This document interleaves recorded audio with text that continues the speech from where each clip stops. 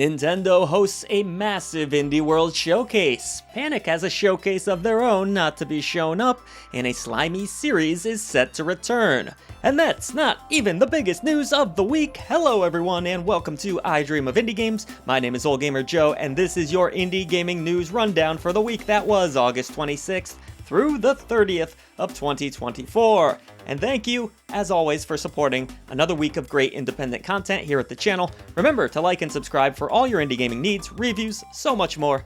Let's hop right into that news. So if you're watching this video, it's a pretty safe guess that you're an indie gaming fan, so you're probably aware that the Indie World Showcase was broadcast this past Monday, featuring some pretty darn exciting announcements. Fans of Coffee Talk are probably chattering about the announcement of Coffee Talk Tokyo coming in 2025, while others are getting hyped about the latest announcement from Annapurna Interactive, the retro-tastic creature-collecting roguelike called Morsels. Moth Qubit piqued my interest, described as an experimental RPG. This title puts you in control of an ordinary insect in a corporate world. Relatable. After receiving a promotion, the player will guide our buggy friend through a bizarre adventure filled with adorable insects, small cubicles, and an ominous final process. As a huge lover of all things weird, this title speaks to me and I can't wait to give it a try. Plus, I mean, take a gander at that pixel art. Chef's kiss. Yeah, all of the new games coming out are looking pretty darn awesome, but I'm also really jazzed about Pizza Tower finally making its way over to the Nintendo Switch so Switch fans can get their hands on it. Believe it or not, despite the many indies we're playing here on the channel, I've yet to get my hands on Pizza Tower, and this seems as good of an excuse as any to put my chef hat on and make some za. In other exciting indie world news, Sea of Stars DLC was announced for spring 2025 called Throes of the Watchmaker, which adds a new quest, new playable character, and a new class. Honestly, I'll take any old excuse to play some more Sea of Stars. Perhaps the best news of all, the DLC is free. If you already own the game on any platform, you don't have to spend a dime. So you can let your wallet sit this one out while you enjoy even more of one of the best modern RPGs to grace my Steam library. Obviously, there was a ton more announced to check out here, so use the link in the description box below if you happen to miss the event and see it all for yourself. Speaking of show-stopping showcases, Panic Games held their showcase this week as well. Yes, the team behind I Dream of Indie favorites Thank Goodness You're Here and the Playdate console had some exciting announcements up their sleeves as well, including the soccer-themed Despolate, which will now be releasing in early 2025 and featured an all-new trailer displaying the wild art style that is unlike anything I've seen before. Gotta love indies. The showcase also included another look at Big Walk, the next title from House, the development team who was behind Untitled Goose Game. This game looks weird, and I would expect nothing less from that developer. It's an online co-op game, there are puzzles, and weird-looking little guys? What more could you want? Panic has definitely made a name for themselves in the past few years, and I certainly can't wait to check out their next release. Just a little side note here, the folks over at Panic were kind enough to send us a delicious, edible sushi ramen bowl of sorts. Noir Play With Your Food was the inspiration for this lovely and very sugary, tasty treat. On to our third story, Aero the Acrobat 2 will be flying to a modern console near you on September 6th, which is honestly not a sentence I ever thought I would be saying, but here we are.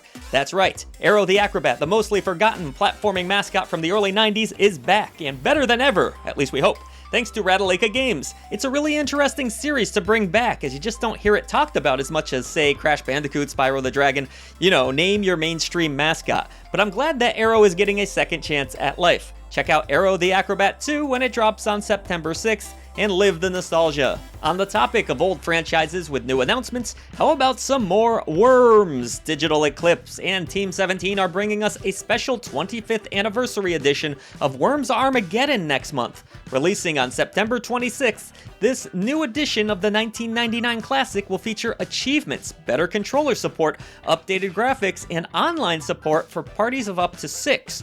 Honestly, I don't know how we got here, but I'm also not mad about it. If you didn't know, PAX West is happening this week in Washington State, and while I Dream of Indie has never made it out to the West Coast event, we sure are excited to check out what's going on that floor this year. There is a ton of indie representation with booths for Acrobat Games, Dread XP, NIS America, and so much more. I did see that Just Crow Things will be there, which Silent Signs recently enjoyed, as well as a Corgi's Cozy Hike, a delightful cozy title Barely Magic Mike had the pleasure of checking out at PAX East. While we might not be able to be there, we want to hear from you, the PAX West attendees. What games have you hyped for PAX West? Be sure to let us know in the comments below. I Dream of Indie Games will return to PAX East May of next year. Oddbug Studios has announced a sequel for the beloved Tales of Iron, and it will be early next year, February to be precise.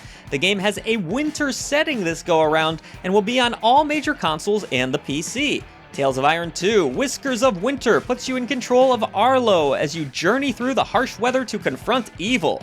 It will take place after the original game and feature more monster hunting, combat refinements, and the same great voice acting of the original, with a performance from Doug Cockle of The Witcher 3 and Alan Wake 2 fame. Coupled with a day and night system, new base building elements, and epic weapons, this seems to be shaping up to be a magnificent sequel. As for channel content this week, where does one even begin? Upcoming indies went live on Monday, as it does every week, highlighting a whopping 38 indie releases from the week. Remember, as always, patrons get the show early and ad-free while supporting independent content like this, and they are loving that perk. In fact, it's about to go live for them right now. If you missed the video, be sure to check up on any games from this past week that we didn't have a chance to review. But on the subject of reviews, we kicked off the week with Iron Meat, a run-and-gun shooter launching later next month. Following that was our review of the bizarre Tony Hawk meets Devil May Cry action game, Gory Cuddly Carnage. From the developers of Pumpkin Jack, armed with a new team, we also have a review of Kimbot, a tribute to the Ratchet & Clank series. Or are you more of a retro gamer? The full review for an NES classic with a lovely facelift is live now. Shadow of the Ninja Reborn. From ninjas to squirrels, be sure to check out our review of the outrageous Squirrel with a Gun. It's pretty nutty. And if that weren't enough, Souls fans should definitely check out our last review of the week, Perennial Order, which Barely Magic Mike loved. Alright, thank you as always for supporting independent content, and I'll see you next week. Links to everything in the description box below.